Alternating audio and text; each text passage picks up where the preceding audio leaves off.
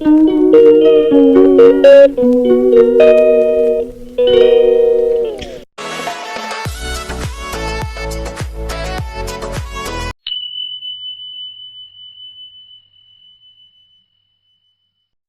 পরোটা বানানোর জন্য প্রথমে মেখে নিয়েছিলাম ময়দাটাকে নুন, চিনি এবং অয়েল দিয়ে ভালো করে নরম করে মেখে প্রায় 1 থেকে 1.5 ঘন্টা রেখে দিতে হবে।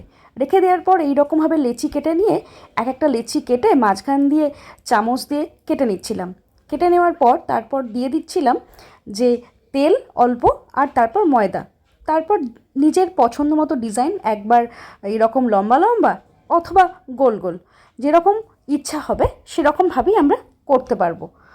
তো এই দেখো আবার করতে করতে একটা লিচি কেটেই গেল মায়ের।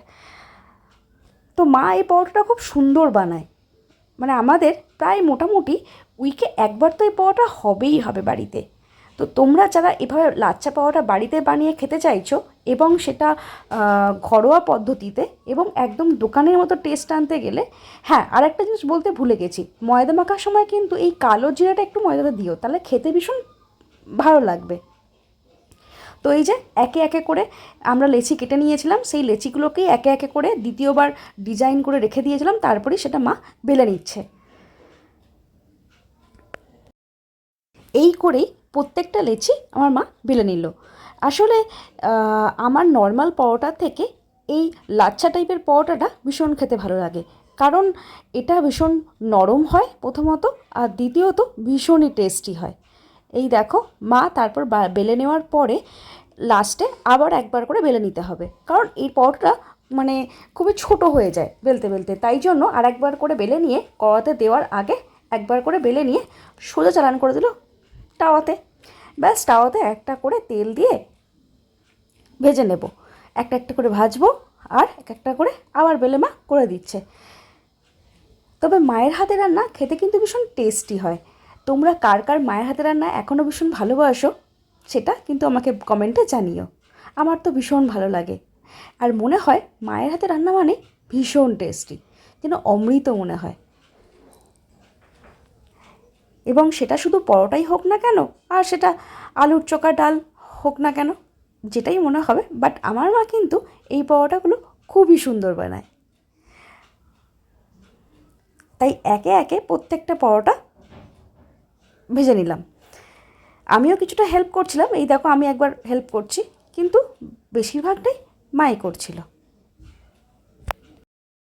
তবে এই পরোটাটা একদম নিরামিষ হওয়ার জন্য তোমরা যারা বাড়িতে নিরামিষ বা উপবাস করো তারা কিন্তু ইজিলি এই পরোটাটা বানিয়ে ওই দিন উপোসের দিন খেতেই পারো। যেমন টেস্টি হবে তেমন উপোসের দিনে মনটাও ভালো হয়ে যাবে। এই রকম পরোটা পেলে কার না ভালো লাগে। ব্যাস।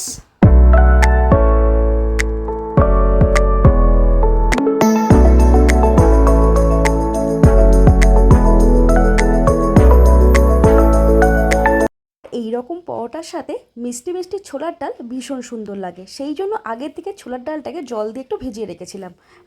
তারপর মা বেটে নিচ্ছিল আদা এবং মৌরি বাটা।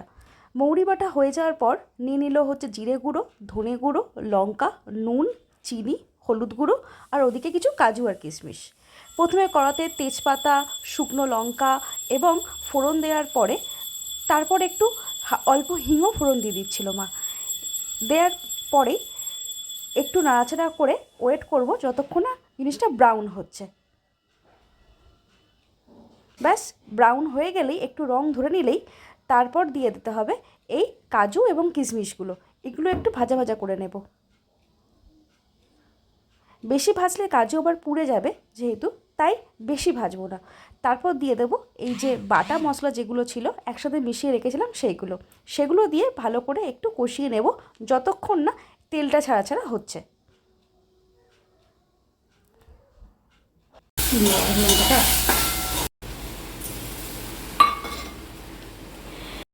ব্যাস তেলটা ছাড়া ছাড়া হয়ে গেলেই এই মিক্সি বাটা জল, মানে বাঙালি মানে একটু কিপটেমি করব সেটাই তো স্বাভাবিক, এই মিক্সি বাটা জল দিয়ে আবার একটু সুন্দর করে মশলাটাকে কষিয়ে নিতে হবে। কিন্তু নিচে ধরে গেলে একদম চলবে না, তাই মশলাটাকে কন্টিনিউ নাড়তে হবে কিন্তু। তো দেখবে যাতে নিচে একদম কড়ার মধ্যে লেগে না যায়। তো নাড়াচাড়া করার পর ওই মিক্সি ধোয়া জলটা আর কিছুটা পরিমাণ জল দিয়ে আর একটু কষিয়ে দিলাম, যাতে বেশ ব্যাপারটা টেস্টি হয়। তারপর দিয়ে দিলাম এই যে ডালটা সেদ্ধ করে রেখেছিলাম, মানে একটু ভিজিয়ে সেদ্ধ করে নিয়েছিলাম যে ডালটা, সেই ডালটা দিয়ে দিয়েছিলাম। আর হ্যাঁ, আরেকটা জিনিস বলতে ভুলেই গেছি আমি, দেখে মনে পড়লো, কড়াতে ফোড়ন দেওয়ার সময় কিন্তু সাদা জিরেও দিয়েছিল মা। ব্যাস, তারপর পরিমাণ মতো নুন এবং চিনি, তোমরা যেরকম যারা মিষ্টি পছন্দ করো সেরকম দিয়ে নেবে, দিয়ে তারপর ডালটাকে ফুটতে দিতে হবে। মোটামুটি যতক্ষণ একটু ঘন ঘন হচ্ছে ততক্ষণ কিন্তু ডালটা ফুটতে থাকবে। আর ছোলার ডাল কিন্তু একটু মিষ্টি মিষ্টি হয়, মানে খেতে সেটা পরোটা বলো লুচি বলো সেটার সাথে ভালো লাগে, তাই একটু মিষ্টি মিষ্টি করে নেই ভালো। লাস্টে আবার চিনি একটু কম হয়ে গেছিলো, তাই জন্য মা দুবার ধরে আরেকবার চিনি আর একটু নুন দিয়ে দিল।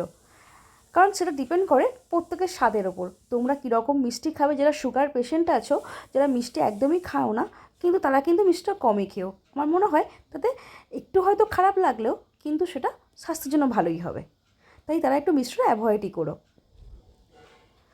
তো ব্যাস, এই টকবক করে ডালটা ফুটছে আর ধোঁয়া উঠছে। লাস্টে একটুখানি গরম মশলা দিয়ে ডালটা নাড়াচাড়া করে গ্যাস বন্ধ করে দিও। এই লাস্টে গরম মশলা দিয়ে গন্ধটা খুব সুন্দর হয়। আর এটা হচ্ছে আমার মায়ের স্পেশাল বানানো একটা মশলা, ভাজা মশলা, যেটা কিন্তু স্বাদটাকে আরও বেশি বাড়িয়ে নেয়। ব্যাস, নাড়াচাড়া করে এবার নামিয়ে নেবো। তাহলেই রেডি আমাদের একদম মিষ্টি মিষ্টি ছোলার ডালের রেসিপি। কেমন লাগলো রেসিপিটা সেটা কিন্তু কমেন্ট করতে একদম ভুলো না। আর হ্যাঁ, আমার ভিডিও কে কোথা থেকে দেখছো সেটাও কিন্তু কমেন্ট করতে একদম ভুলো না, কারণ আমি যদি নাই জানতে পারি যে তোমরা কে কোথা থেকে দেখছো ভিডিও, তাহলে ধন্যবাদ জানাবো কী করে। তাই কিন্তু কমেন্ট করো যে আমার ভিডিও কে কোথা থেকে দেখছো। কিন্তু দেখো ডালটা কি ইয়ামি লাগছে না, ভীষণ সুন্দর লাগছে ডালটা। ব্যাস, ডাল রেডি। এবার করব আলু ভাজা। তাই আলু ভাজা করার জন্য প্রথমে কড়াইতে দিয়ে দিল মা হচ্ছে শুকনো লঙ্কা। শুকনো লঙ্কা দেওয়ার পরে দিয়ে দিচ্ছিল একটু সাদা জিরে। সাদা জিরে একটু আলু ভাজার সাথে বেশ ভালো লাগে। তারপর মা দিয়ে দিচ্ছিল একটু সর্ষের তেল। সর্ষের তেলটা দেওয়া হয়ে গেলে একটু গরম করতে দেবো কড়াটা। একটু গরম হয়ে গেলেই মা দিয়ে দিচ্ছিল একটু হালকা নুন, কারণ আনাজটা দেওয়ার আগে একটু নুন দিলে কড়াইয়ের গায়ে ছিটকে আসবে না। তো তাই জন্য হালকা করে দিয়ে দিল মা নুন তেলেতে। তেলটা একটু গরম হওয়ার জন্য অপেক্ষা করছিল। করতে করতে যে তেলটা গরম হয়ে যেতেই মা দিয়ে দিল আলু, লঙ্কা আর সাথে কিছু বিন কড়াই কুচানো, সেটা কড়াই দিয়ে দিল। সেটা দেওয়ার পরে কিছুক্ষণ নাড়াচাড়া করে নেবো। দিয়ে দিল একটু হালকা হলুদ। ব্যাস, এতে তো লঙ্কা গুঁড়ো দেবো না, তবে আমার একটু ঝাল ঝাল ভাজা খেতে ভালো লাগে, কিন্তু মা দেখলাম লঙ্কা গুঁড়ো দিল না, কারণ অলরেডি কাঁচা লঙ্কা কিন্তু কুচোনোই ছিল, সেই জন্য আর লঙ্কাটা দিলাম না। ব্যাস, একটু নাড়াচাড়া করে নিলাম। যতক্ষণ আলু ভাজাটা হচ্ছে ততক্ষণ আমি মাকে একটু ডিস্টার্ব করতে থাকলাম। মাকে একটু ভীষণই বিরক্ত করতে ভালোবাসি আর কি বলতে পারো। তো আমার কর্তামশাইয়ের তো আবার শুধু ডাল দিয়ে চলবে না, কারণ আমার কর্তামশাইয়ের জন্য করে দিতে হবে ভাজা। উনি আমার ভাজা খেতে ভীষণ ভালোবাসেন। তো দিয়ে দিল আর একটু লবণ, যেহেতু নুনটা ব্যালেন্স করার জন্য। প্রথমে একটু নুন দেওয়া হয়েছিল, সেটা অল্প, আর এখন দিয়ে দিল আর একটু। হ্যাঁ, যেটা বলছিলাম, আমার কর্তামশাই ভাজাভুজি খেতে ভীষণ ভালোবাসে, ওনার আবার শুধু ডালে পোষাবে না, তাই জন্য ওরই জন্য হচ্ছিল এই আলু ভাজাটা। তবে এই আলু ভাজাটা খেতে কিন্তু খুব ভালো লাগে। দেখো মা কিন্তু করছিল বেশ পোস্ত দিয়ে, তাই আলু ভাজাটা একটু ভাজা ভাজা হয়ে যেতেই দিয়ে দিল কিন্তু মাঝখানে পোস্ত আর একটু সর্ষের তেল। ব্যাস, পোস্তটা একটু হালকা করে ভেজে নেবে। ভাজা হয়ে গেলেই একদম আলুর সাথে মিশে যাবে। কার কার ভালো লাগে বলো তো এরকম পোস্ত দিয়ে আলু ভাজা খেতে, আমাকে সেটা কিন্তু জানিও। আমার তো খুব ভালো লাগে এরকম ডুমো ডুমো করে কাটা পোস্ত দিয়ে আলু ভাজা খেতে। তোমাদের কার ভাল লাগে লম্বা লম্বা আলু ভাজা খেতে, না কি এরকম ডুমো ডুমো করে কাটা আলু ভাজা খেতে? আমার তো এইটাই ভীষণ প্রিয়। দেখো কি সুন্দর নাড়তে নাড়তে একদম রেডি হয়ে গেল আমাদের পোস্ত দিয়ে আলু বিন কড়াই ভাজা। ব্যাস, আমরা খেতে বসে পড়লাম রাতের ডিনার নিয়ে।